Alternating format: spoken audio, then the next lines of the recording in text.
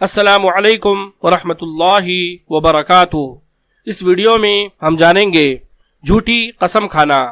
متفق علیہ عبداللہ بن مسعود رضی اللہ تعالی عنہ بیان کرتے ہیں کہ میں نے نبی کریم صلی اللہ علیہ وسلم کو فرماتے ہوئے سنا کہ جس نے جھوٹی قسم اس مقصد سے کھائی کہ کسی مسلمان کا مال اس کے ذریعہ ناجائز طریقے پر حاصل کرے تو وہ اللہ تعالی سے اس حال میں ملے گا کہ وہ اس پر غضبناک ہوگا۔ پھر راوی نے بیان کیا کہ رسول اللہ صلی اللہ علیہ وسلم نے ہمارے اوپر تلاوت کی جس میں اللہ تعالی نے اس بات کی تصدیق کی۔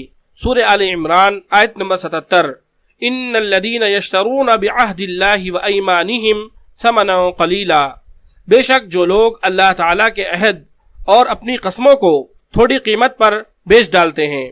مسلم حدیث نمبر 393۔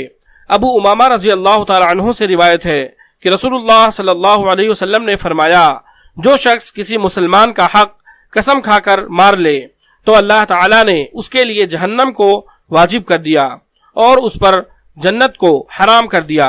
ایک شخص بولا، یا رسول اللہ، اگر وہ ذرا سی چیز ہو؟ تو آپ صلی اللہ علیہ وسلم نے فرمایا، اگرچہ پیلو کی ایک ٹہنی ہو۔ بخاری حدیث نمبر 6870۔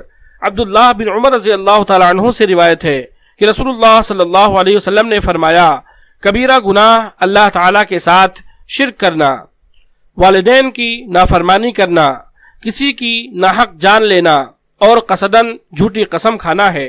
اللہ تعالی کی قسم کے ذریعے کسی چیز پر لوگوں کا حق تسلیم کیا جاتا ہے اور کبھی انکار کیا جاتا ہے، اسی لیے اللہ تعالی اور اس کے رسول صلی اللہ علیہ وسلم نے اس معاملے میں کافی سخت وعید سنائی ہے تاکہ لوگوں کے حقوق کو قسموں کے ذریعہ پامال نہ کیا جائے بلکہ جن کا جو حق ہے اسے شرعی طور پر عطا کیا جائے۔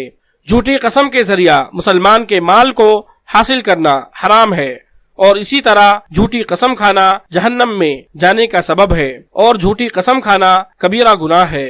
اللہ تعالیٰ سے دعا ہے کہ اللہ تعالیٰ ہم تمام لوگوں کو جھوٹی قسموں کے کھانے سے بچنے کی توفیق عطا فرمائے، آمین۔